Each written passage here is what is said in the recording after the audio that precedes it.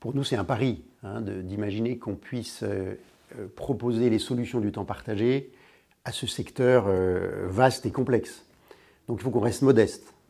Pour autant, je vois 3 atouts du temps partagé pour ce secteur. D'abord, on a beaucoup de métiers dans ce secteur dont le temps de travail est émietté, avec des gens à temps partiel. Prenons un exemple d'un métier important, le métier de psychologue. Eh bien, vous avez des psychologues dans les établissements sociaux, mais ils ne sont pas à temps plein. Ils sont à temps très partiel. Donc, la proposition qu'on va faire, c'est de mutualiser finalement ces bouts d'emploi à plein d'endroits pour petit à petit consolider un temps plein pour cette personne, qu'elle ait un seul contrat de travail, un seul employeur, et de pouvoir faire son métier correctement en allant d'une structure à l'autre. Ça, c'est la première chose.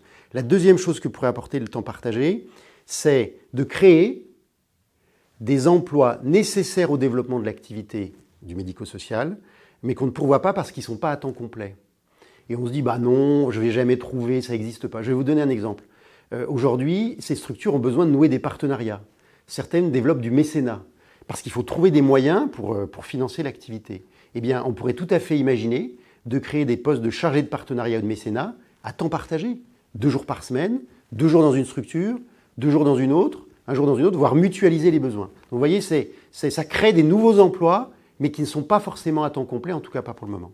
Le troisième apport du temps partagé, je pense que ça peut être de transformer des emplois précaires, des besoins précaires, par des emplois stables. Je vous donne un exemple.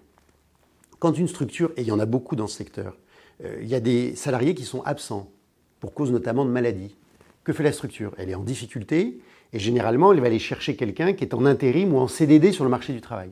Eh bien, grâce à notre solution de mise à disposition de personnel en CDI, on va transformer ce besoin précaire de CDD par la mise à disposition de quelqu'un en CDI.